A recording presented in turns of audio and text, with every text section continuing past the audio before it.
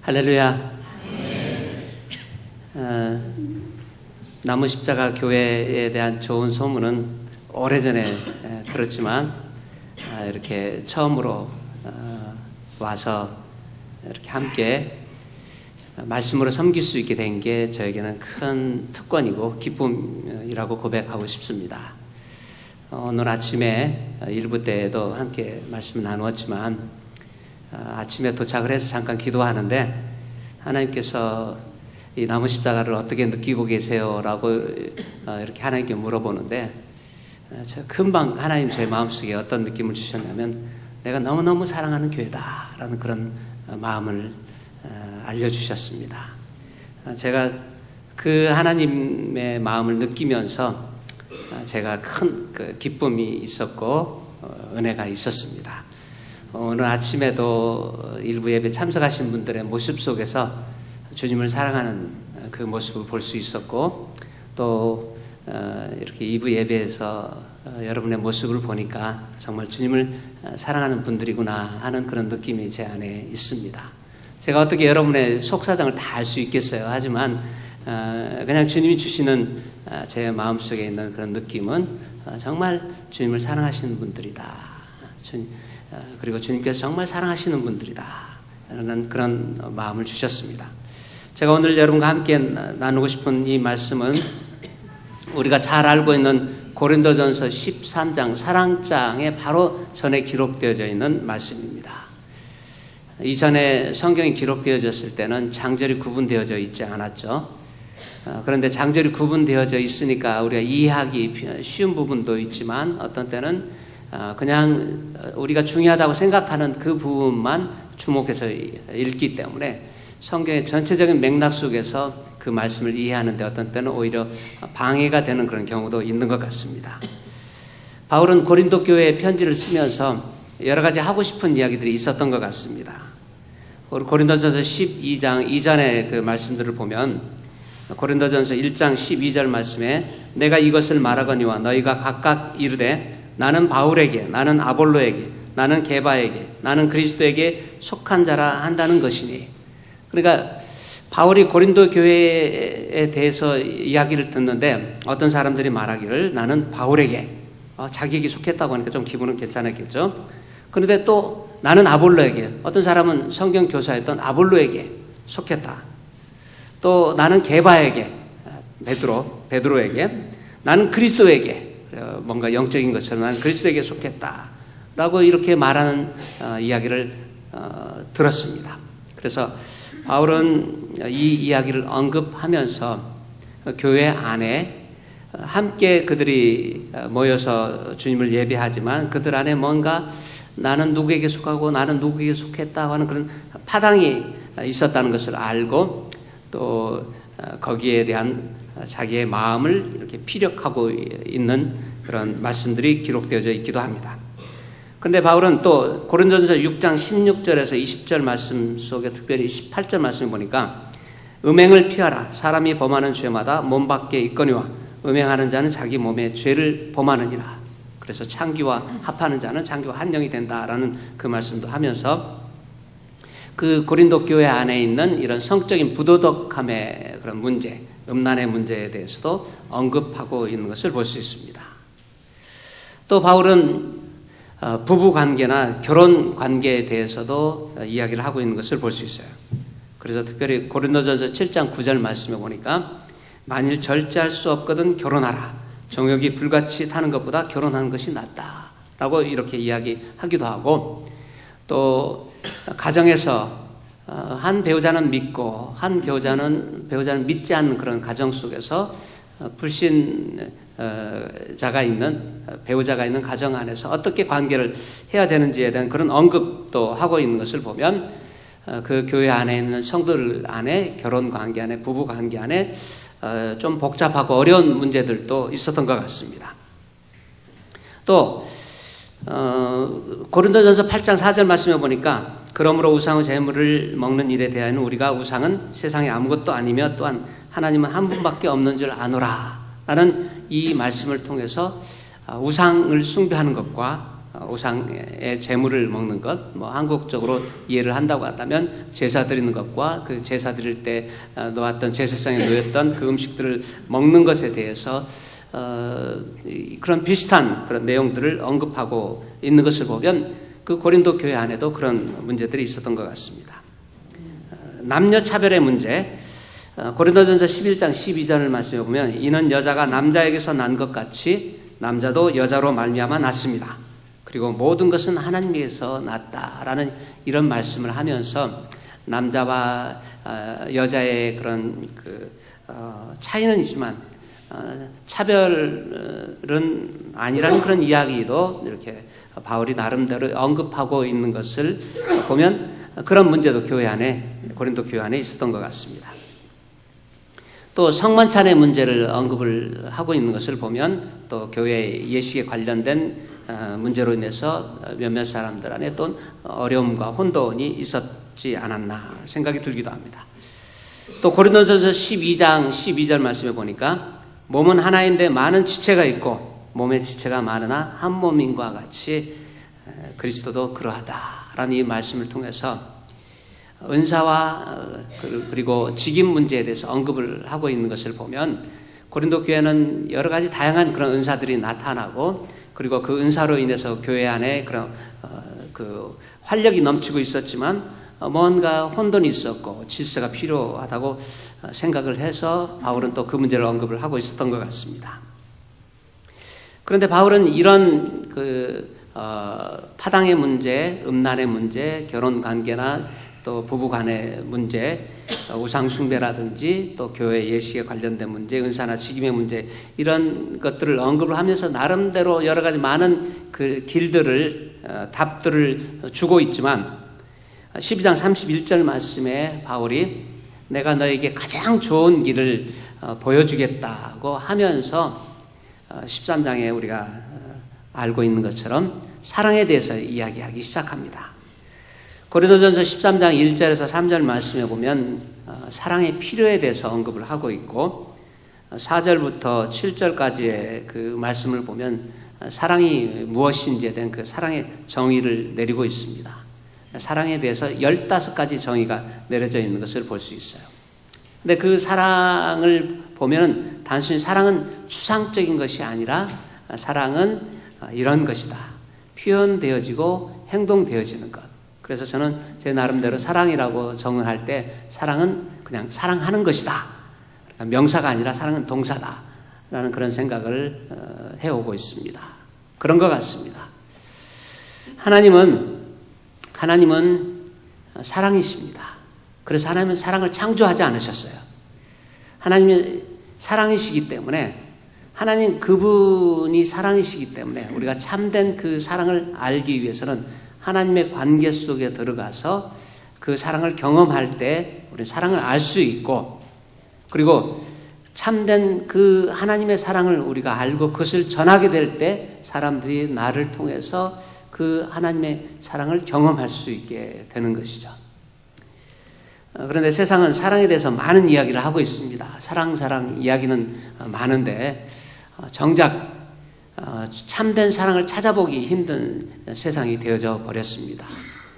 우리가 잘 알고 있는 것처럼 우리가 듣는 그런 뉴스나 뭐 영화나 드라마나 그런 그 세상의 노래들을 들어보면 사랑의 주제를 가지고 이야기를 하고 있어요. 각기 나름대로 사랑이 중요하다는 것은 아는데 정말 그들이 알고 있는 사랑이 정말 진짜 사랑일까 의심되는 그런 내용들이 정말 많습니다. 그러니까 홍수 때 물은 많지만 정작 마실 물이 부족한 것처럼 사랑 사람들이 수많은 이야기를 하지만 정작 참된 사랑을 찾아보기 힘든 세상이 되지 않았나 그런 생각을 해봅니다. 그런데 바울은 너에게 가장 좋은 길 바로 그 사랑을 말해주겠다 보여주겠다고 하면서 사랑에 대한 이야기를 하고 또 고린도전서 13장 8절에서 13절 말씀에 보면 사랑의 능력에 대해서 믿음, 소망 이 세 가지는 항상 있을 것이지만 그 중에 가장 최고는 제1은 사랑이다 라고 이렇게 이야기하면서 바울은 사랑에 대해서 아주 많이 강조하고 있는 것을 볼 수 있습니다. 고린도 전서를 읽어보면 우리가 그 고린도 전서의 그 내용들을 통해서 그리스도인의 그 삶과 그리고 교회 생활이 어떠해야 됨을 우리가 간접적으로 이해하고 알 수 있게 됩니다. 그러니까 바울은 고린도 교회에 이 편지를 쓰면서 이런 여러 가지 문제들이 있지만 그런 문제들을 언급을 하면서 마땅히 그리스도인으로서 이렇게 살아야 되고 또 교회 생활을 어떻게 해야 되는지를 우리에게 가르쳐 주고 있습니다.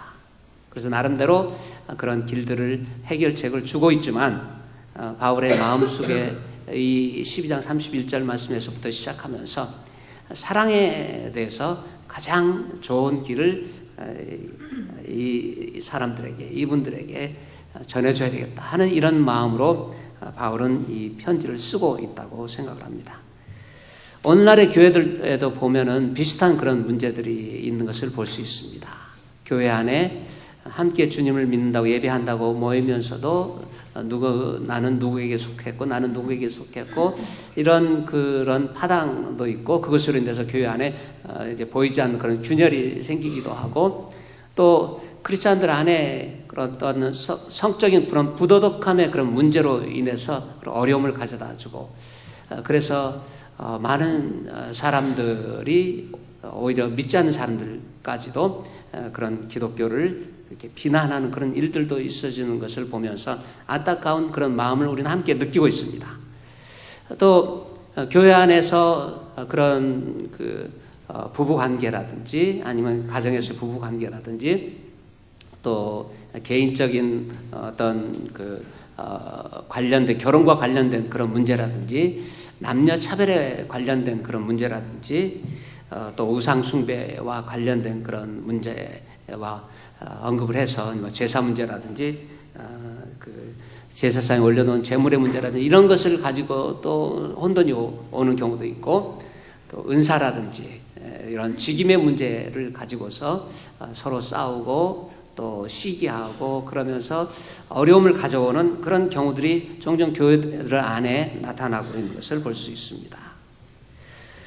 바울은 그런 고린도 교회에게 해결책으로 말씀을 전체적으로 읽어보고 나면 해결책으로 예수 그리스도가 참된 해결이 되고 그리고 예수 그리스도의 그 십자가가 분명한 해답이라고 하는 것을 놓치지 않고 고린도전서 전체적으로 그 이야기를 하고 있지만 그 해결책으로 갈 수 있는 가장 좋은 길이 사랑이다라고 지금 말해주고 있는 것입니다.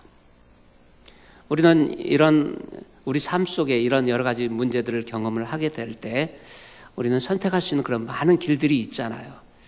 우리는 어떤 때 나를 비난한 사람에게 나도 더 비난해 주고 싶고 나를 거절하는 사람에게 그냥 그 사람을 투명인간으로 만들면서 나도 무시하고 싶다든지 그러면서 우리는 우리 나름대로의 어떤 복수하고 싶은 생각을 가진다든지 하면서 그런 해결책과 길들을 찾아가려고 하는 경우들이 있는 것을 볼 수 있습니다. 아마 고린도 교회도 그랬겠죠. 그런 똑같은 그런 어려움이 있었고 그리고 나름대로 자기들 나름대로 그런 해결책을 가지고서 문제를 해결해 나가려고 하고 있었던 것 같습니다. 하지만 바울은 그 교회에 이렇게 편지를 쓰면서 내가 너에게 가장 좋은 길을 말해주겠는데 그것은 사랑이다 라고 이야기를 하고 있습니다. 그래서 고린도전서에 보여주고 있는 사랑은 그냥 세상에서 말해주고 있는 그런 사랑과는 다른 것 같습니다. 물론 사랑이신 그 하나님의 어떠하심을 우리가 보여주는 것이죠. 그래서 사랑이라는 말보다는 사랑은 오래 참고 라고 이렇게 시작을 한다고 한다면 예수님은 오래 참고 예수님은 온유하며 예수님은 시기하지 아니하시고 예수님 불을 기뻐하지 아니하시고 이렇게 사랑이라는 말에다가 예수님이라고 하는 이름을 넣을 때 오히려 그게 더 적합한 게 아닐까 그런 생각이 들기도 합니다. 그래서 우리는 하나님의 그 사랑을 어디서 찾아볼 수 있을까? 하나님은 사랑이시기 때문에 그 하나님의 사랑을 우리가 알고 싶은데 어떻게 우리가 그 사랑을 경험할 수 있을까? 우리는 그런 생각이 들겠죠. 하나님은 우리를 사랑하셔서 우리를 사랑하신다고 하는 그 분명한 그런 확증으로 예수님을 이 땅에 보내셨습니다. 예수님께서는 이 땅에 오셨을 때에 사람의 몸에, 여인의 몸 속에 남자아이로 잉태되셨어요. 여인의 몸 속에 보통 인간들과 동일하게 일정한 기간 동안 있었고, 그리고 갓난아기로 태어나서 자라셔서 30이 되셨을 때 한 3년 반 동안 하나님의 나라를 선포하시면서 이 땅에서의 삶을 사셨습니다. 그러니까 예수님께서는 하나님이셨지만 육신의 몸을 입고 이 땅에 찾아오셔서 눈에 보이지 않는 그 하나님이 어떤 분이신지를 우리에게 알려주기를 원하셨어요. 그래서 사람들은 예수님을 보았을 때 예수님의 모습 속에서 살아계신 그 하나님의 어떠하심을 알게 되었고, 예수님께서 사람들을 사랑하시는 그 모습을 통해서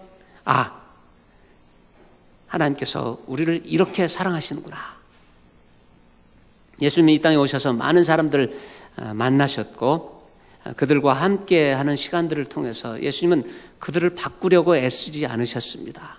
그들을 변화시키려고 그렇게 노력하지 않으셨어요. 오히려 예수님께서는 그들과 함께 있으면서 그들을 얼마나 사랑하시는지 그것을 그들에게 알려주고 싶어 하셨던 것이 그 예수님의 마음이고 예수님의 모습인 것을 볼 수 있습니다. 그러니까 사랑이신 그 하나님께서 육신의 몸을 입고 오셔서 사랑이 가장 좋은 길이라고 하는 것을 예수님을 통해서 실천적으로, 실제적으로, 모범적으로 우리에게 보여주고 있는 것을 볼 수 있습니다. 요한복음 4장에 보면 예수님께서 사마리아를 통과하시다가 우물 곁에 앉아 계시고 제자들이 먹을 것을 구하기 위해서 마을로 들어갔습니다. 그런데 물 길러 오는 시간이 아니었는데 한 사마리아 여인이 물을 길러 왔습니다. 예수님은 그 여인이 어떤 여인인지 알고 있었죠. 남편이 5이나 있었고 지금 있는 현재 살고 있는 남자도 남편이라고 떳떳하게 말할 수 없는 그런 부도덕한 그런 여인이었습니다. 그러다 예수님께서는 그 여인이 어떤 여인인지 다 알고 계시면서도 그 자리를 피하시지 않고, 그리고 그 여인이 가까이 왔을 때 먼저 다가가셔서 내게 물 좀 달라고 말씀하십니다. 여러분 한번 생각해 보세요. 이 여인은 이런 부도덕한 삶을 살고 있었기 때문에 다른 사람들이 자기를 보면 쑥덕쑥덕 거리면서 자기를 비난하고 있다는 것을 알고 있고, 그렇기 때문에 사람들의 눈을 피해서 지금 우물가에 왔어요. 그런데 한 낯선 유대인이 앉아 있다가 먼저 자기에게 물을 달라고 이렇게 요청을 하는 것을 보면서 의아하게 생각했는데, 알고 보니까 이분은 메시아고 이분은 자기에 대해서 이미 다 모든 것을 알고 계셨던 분이에요. 그런데 이 여인이 내게 물 좀 달라고 하는 그 한마디를 통해서 하나님의 사랑을 느낄 수 있었던 것이에요. 여러분 한번 생각해 보세요. 내가 알고 있는 어떤 사람이, 우리 가족 중에 누군가가 그런 어떤 죄악 속에 빠져 있다고 하는 것을 알고 있다고 한다면 우리는 어떻게 하든지 간에 그 사람에게 그 죄가 있다는 것을 좀 알려주고 싶고 그 죄에서 좀 돌이킬 수 있도록 뭔가 이렇게 기회를 만들어보고, 기회가 되면 아무도 없을 때 뭔가 한마디 좀 꾸짖어야 되겠다 그런 생각을 하지 않겠어요? 그런데 예수님께서는 그 여인이 어떤 여인인지도 다 아시면서도 그 여인이 왔을 때 그 여인의 그 과거의 어떤 행동에 대한 어떤 지적을 하지 않고, 우리말에 지적질이라고 하죠. 그 지적을 하지 않고 오히려 그 여인이 어떤 여인인지도 알았지만 여전히 그 여인의 존재에 대한 그런 관심을 가지고 내게 물 좀 달라라고 요청하십니다. 그 짧은 그 한마디, 담겨져 있는 그 사랑으로 인해서 그 여인의 마음에 문이 열리게 되고 그 여인과의 대화가 시작되어지면서 우리가 잘 알고 있는 예배에 대한 그 교훈을 예수님께서 이 한 여인에게 하고 계셔요. 여인은 메시아를 기다리고 있었고 예배에 대한 관심이 있었어요. 종교적인 그런 그 관심이 있었던 그런 여인이었습니다. 그래서 예수님에게 물어봅니다. 우리는 이 산에서 예배하는데 당신의 유대인들은 예루살렘 그 성에서 예배를 하는데 이건 어떻게 된 겁니까? 할 때 이 산에서도 말고 예루살렘에서도 말고 이제는 아버지께 예배할 때가 되었다. 그냥 종교적인 하나님이 아니라 인격적인 아버지 되신 그 하나님께 우리가 어디서든지 간에 장소에 상관없이 예배 드릴 때가 왔는데 바로 지금이 그때다.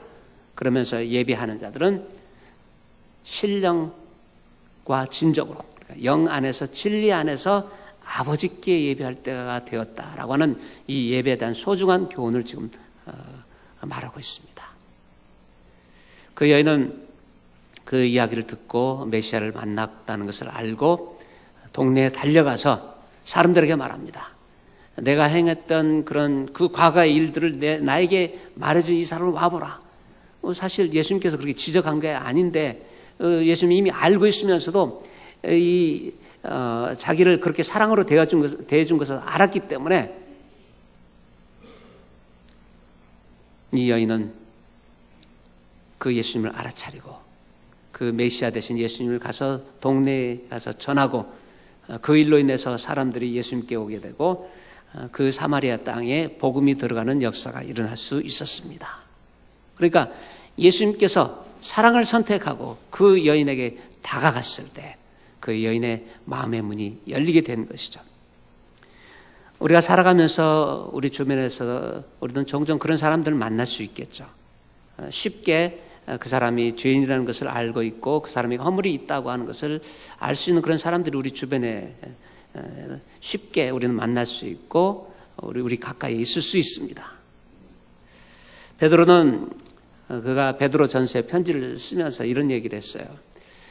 뜨겁게 이 마지막 때에 뜨겁게 서로 우리가 사랑해야 되는데 사랑은 허다한 허물을 덮는 것이다.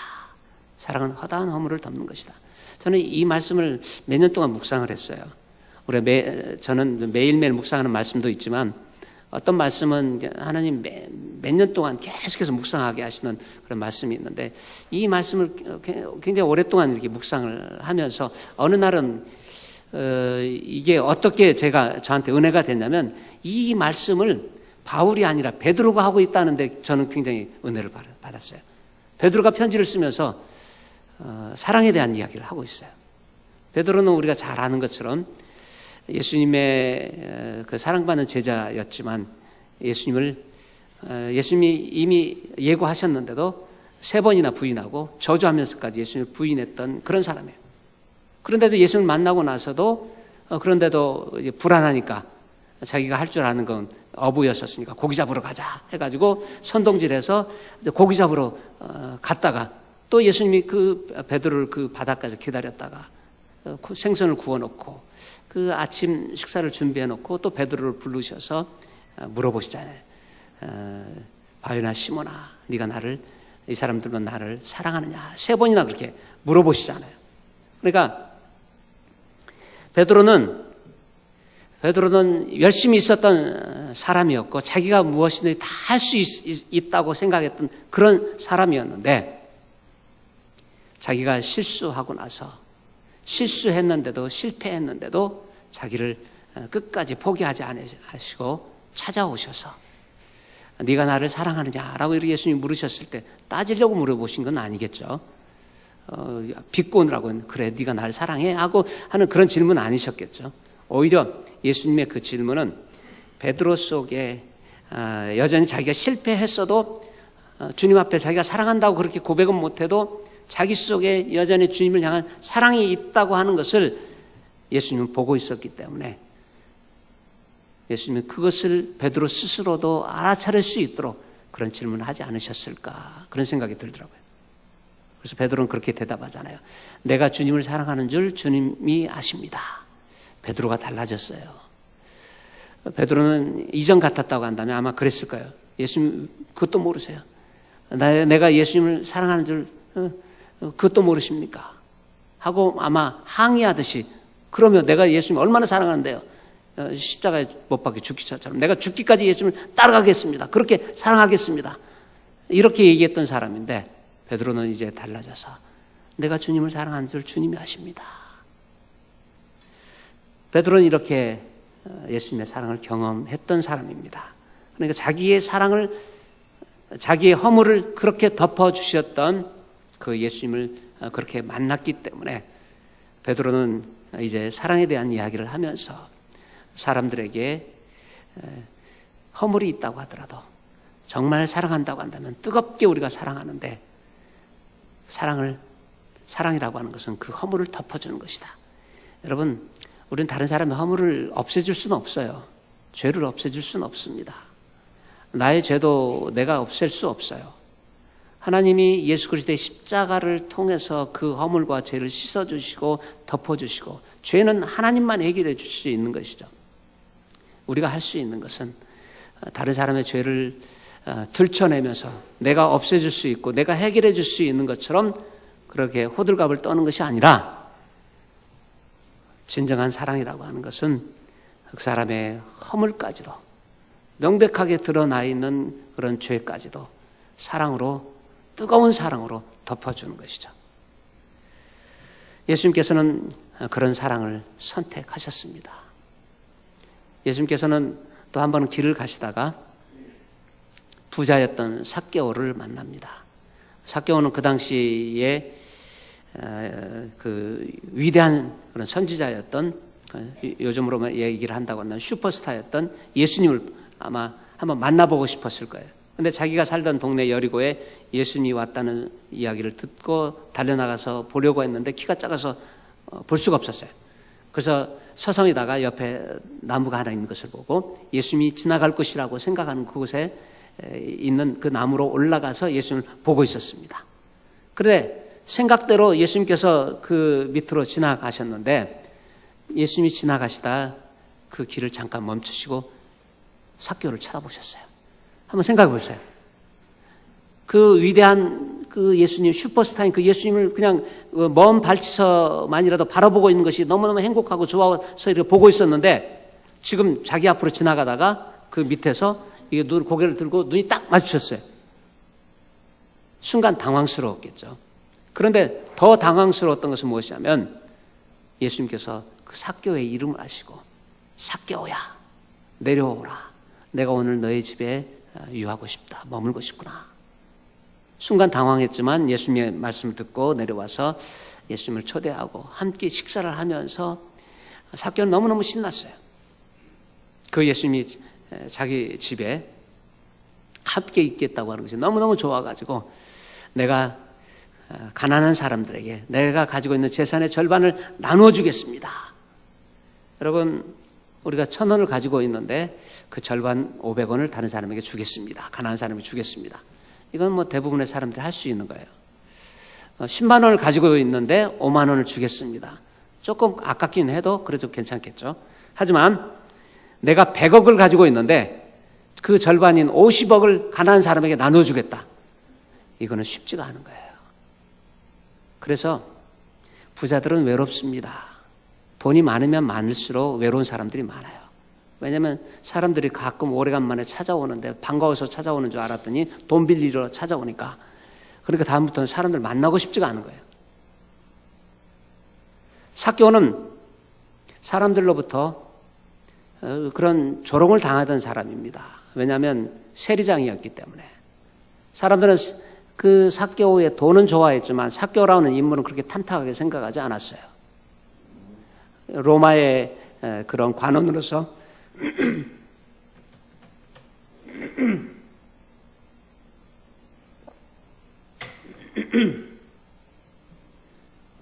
그 자기 백성들의 세금을 걷어들이는 그런 일을 하고 있었기 때문에 사람은 탐탁하지 생각하지 않았겠죠.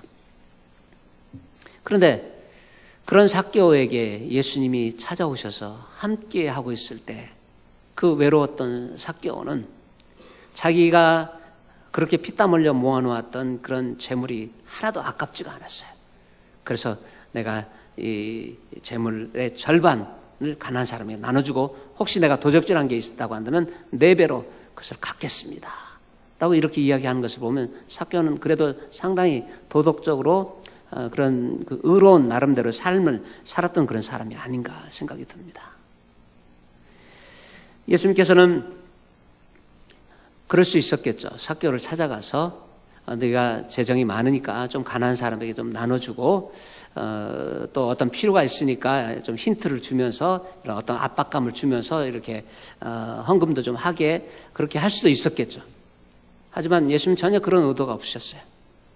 그냥 그 삭개오라고 하는 그 영혼에 대한 그런 관심을 가지고 그 삭개오의 이름을 부르시면서 삭개오의 집에 함께 있으면서 어떻게 보면 바쁜 예수님이죠. 요즘에 그렇게 유명한 사람이라고 한다면 그냥 어떤 사람과 그렇게 함께 시간을 보낸다는 게 그렇게 쉽지가 않을 거예요. 그런데 예수님께서는 그 삭개오의 영혼을 보시고 삭개오의 외로움을 보시고 함께 시간을 보내고 있습니다.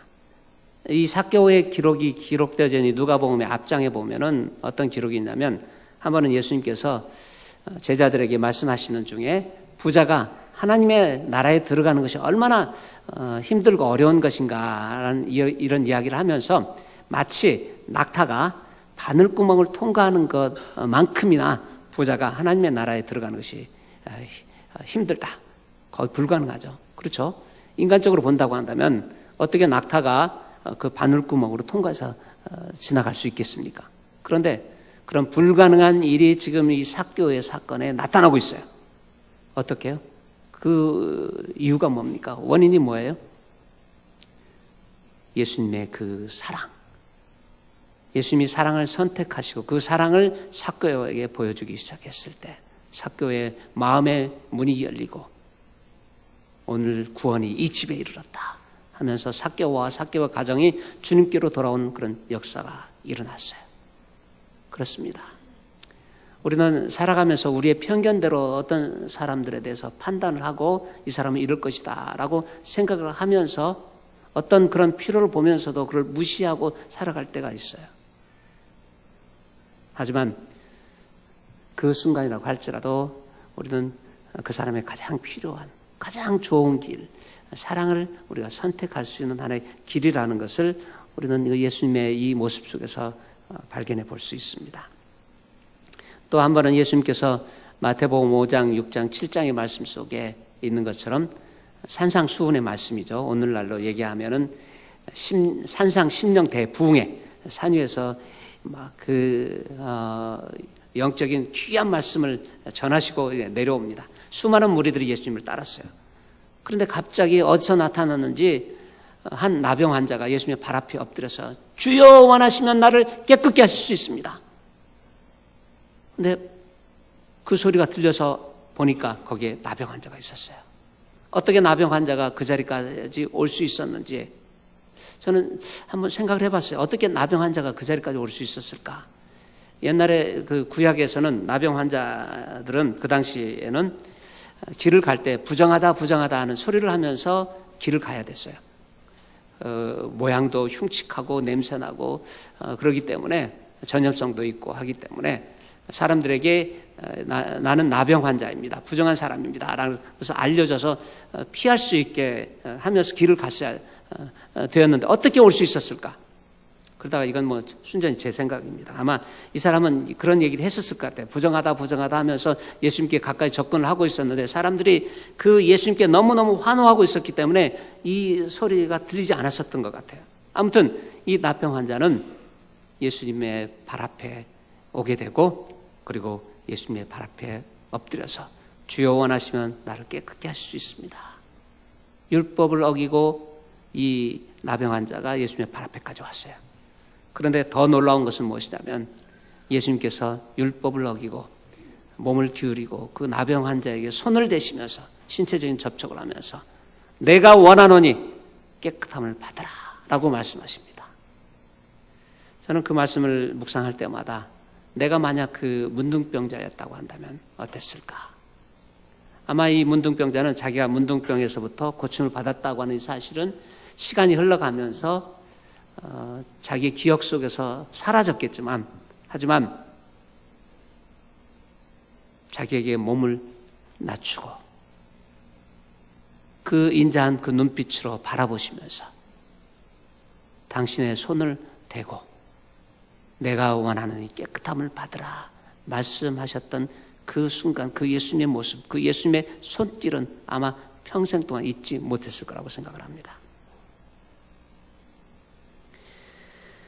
여러분, 얼마든지 예수님께서는 그런 능력이 있었으니까 그냥 말씀만으로도 형제 내가 원하는 깨끗함을 받으십시오, 이렇게 얘기할 수도 있었을 거예요. 그리고 그것 가지고 그 나병 환자가 무슨 항의를 하거나 왜 나를 그렇게 불친절하게 대하느냐고, 손이라도 한번 왜 잡아주지 않느냐고 그렇게 얘기하지 않았을 거예요.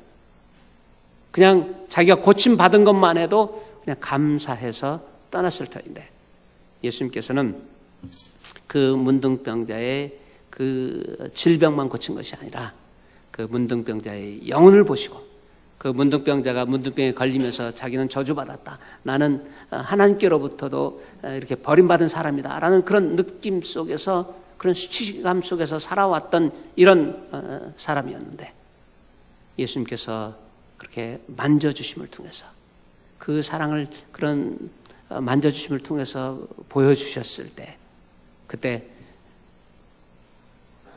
그 나병 환자는 그 사랑을 거기서 경험을 하게 되고, 그리고 그 나병 환자의 속에 그 내면의 아픔까지도 치료되는 그런 역사가 일어나는 것을 볼 수 있습니다. 예수님께서는 이 땅에 하나님의 선물로 이 땅에 찾아오셨죠. 그래서 이제 곧 크리스마스가 되잖아요.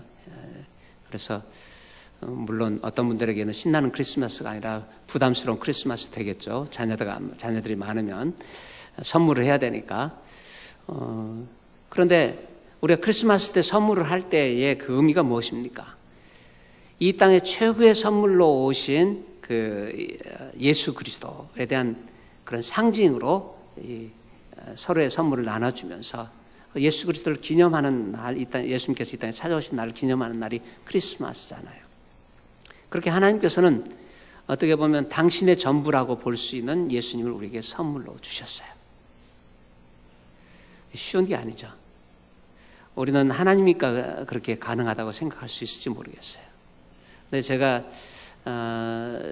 예수전도단 파송을 받고 선교사로 한국을 떠났을 때가 1989년도인데 1989년도 그 해에 우리 아들이 2살 때였는데 왼쪽 손에 혹이 하나 생겼어요. 처음에는 대수롭지 않게 여겼는데 동네 정형외과에 가보니까 조금 이상하다고 큰 병원에 가보라고 그래서 큰 병원에 가보니까 큰 병원에서도 정밀검사를 해보라고 하면서 수술까지 앞두고 있는 그런 상황이었는데, 검사를 해서 이게 이제 악성이 아니라는 것까지는 알고 이제 그 다음 날 수술을 하려고 이제 하다가 또 감기 걸려가지고 못 하고, 그래서 결국 이제 수술을 기다렸다가 하고 수술실에 들여보내고 나서 그 아들을 위해 잠깐 기도하는데 갑자기 그런 생각이 들었어요. 하나님이 만약에 내 목숨을 원하신다고 한다면 내 목숨은 그래도 내가 드릴 수는 있을 것 같은데, 내 아들의 목숨을 원한다고 한다면 못 드릴 것 같더라고요. 아마 자녀를 두신 부모님들은 제가 하는 말이 어떤 의미인지 알 거예요. 그래서 갑자기 그런 생각이 들어서 그냥 좀 당황스러워하고 있었는데, 갑자기 어떤 생각이 들었냐면, 하나님께서 나를 위해서, 우리를 위해서 당신의 사랑하는 아들을 내어주시기까지 그렇게 사랑하셨구나. 갑자기 그분의 그 사랑이 느껴져서 아내와 함께 잠깐 그런 이야기를 나누면서 함께 그냥 아들을 수술실에 보내놓고 아들이 불쌍해서가 아니라 하나님의 사랑에 감격해서 울어본 적이 있어요. 우리가 이미 익숙하고 이미 알고 있어서 어떤 때는 그런 감동이 우리 안에 잘 느껴지지 않을 때가 있는 것 같습니다. 예수 그리스도의 그 십자가를 통해서 죄인이었던, 진노의 자녀였던 우리가 예수 그리스도의 십자가를 통해서 멸망해서 사망해서 생명으로 이렇게 옮겨온 것이 얼마나 큰 감격이고 감사인지, 거기에는 하늘 아버지의 당신의 사랑하는 아들을 아끼지 않고 내어주신 그 희생이 있었기 때문에 가능한 것이죠. 그 하나님의 그 사랑, 거기에 하나님의 사랑이 있어요. 사실은 우리는 예수를 볼 때 거기에 그 예수님의 모습 속에서, 삶 속에서 담겨져 있는 하나님의 사랑을 거기서 우리는 맛보고 누릴 수 있게 되는 것이라고 생각을 합니다. 이렇게 예수님께서 이 땅에 오셔서 사랑을 선택하시고 사람을 변화시키려고 애를 쓰신 것이 아니라 사랑하려고 애를 쓰시면서 결국 십자가에 못 박혀 죽기까지 그렇게 우리를 사랑하셨고, 그렇게 하나님께서 우리를 사랑하신 그 사랑을 확증해 주셨어요. 그리고 예수님께서 약속하셨던 대로 내가 떠나는 것이 너에게 유익하다라고 하시면서 다른 보혜사를 약속하시고 성령께서 오시고, 그래서 초대교회가 시작되어지고, 그래서 지금 이렇게 나무 십자가 교회가 존재하고 있는 것은 그 성령 하나님이 지금 우리 속에 오셔서 우리와 함께 계시기 때문에 그런 것이에요. 예수님과 함께 계셨던 그 영, 그 예수의 영, 그 예수의 영이신 그 성령 하나님, 그 하나님이 우리 가운데 함께 하시면서 이제 예수님이 그렇게 가장 좋은 길을 선택하면서 사셨던 것처럼 우리의 삶 속에서도 내가 누구를 만났지, 누구와 함께 있든지 간에 이런 사랑을 선택하는 그런 삶을 살기를 원합니다. 그래서 가정 안에서 남편이 예수 같은 남편, 예수님 같은 남편, 아내가 예수님 같은 아내, 부모가 예수님 같은 부모, 자녀들이 예수님 같은 자녀들, 형제 자매들이 예수님과 같은 형제, 예수님 같은 자매, 교회 안에서 성도들이 서로 예수님과 같은 성도들이 되어져서 서로가 서로를 이렇게 무조건적으로 사랑할 때, 그 하나님의 사랑으로 사랑할 때 예수님께서 말씀하셨던 것처럼 서로 사랑하라. 내가 너희를 사랑한 것처럼 너희도 서로 사랑하라. 그렇게 하면은 사람들이 너희가 내 제자인 것을 알게 될 것이다 라고 말씀하셨던 것처럼 우리의 삶 속에서 우리가 이 사랑을 선택하면서 예수님처럼 살아가기 시작할 때, 바울이 그 고린도 교회의 사랑이 가장 좋은 길이다 라고 말하면서, 말씀하면서 그 사랑을 선택하라고 할 때 우리는 그 사랑을 선택해야 될 그런 시기가 있을 거예요. 지금이 그 시간인지 모르겠습니다. 그래서 고린도전서 13장 4절 말씀부터 있는 것처럼 사랑은 어떤 사람에게는 사랑을 오래 참는 것이 될 수 있고, 어떤 사람에게는 사랑은 온유한 것이 될 수 있고, 시기하지 않는 것이 될 수 있고, 어떤 사람에게 사랑은 자랑하지 않는 것이 될 수 있고, 어떤 사람은 사랑한다는 것은 교만하지 않는 것이 될 수 있고, 어떤 사람에게는 사랑한다는 것은 무례히 행하지 않는 것일 수 있고, 어떤 사람에게는 자기의 유익을 구하지 않는 것일 수 있고, 어떤 사람에게는 성내지 아니하는 것일 수 있고, 어떤 사람에게는 악한 것을 생각하지 않는 것일 수 있고, 어떤 사람에게는 불의를 기뻐하지 않는 것일 수 있고, 어떤 사람에게는 진리와 함께 기뻐하고, 또 모든 것을 참고, 모든 것을 믿고, 모든 것을 바라고, 모든 것을 견디는 것입니다. 우리가 이 말씀을 나의 삶 속에 받아들이고 내가 선택할 수 있는 많은 다른 길이 있고, 내 가정이나 나의 삶 속에 어떤 문제가 있다고 할지라도 우리가 선택할 수 있는 가장 좋은 길, 이 사랑을 선택하면 좋겠습니다. 이 시간에 같이 기도하십시다. 기도하실 때 우리가 여러분 각자가 이 말씀을 들으면서 내가 나의 삶 속에, 나의 가정 속에 내가 선택해야 될 가장 좋은 길이 사랑이라는 것을 알고, 주님, 내가 이 사랑을, 내가 이 부분에, 이 관계 속에, 이 문제 속에 내가 이것을 적용하고 싶습니다. 그렇게 하기를 원합니다. 주님, 도와주십시오. 같이 기도하십시다. 다 같이 기도하십시다.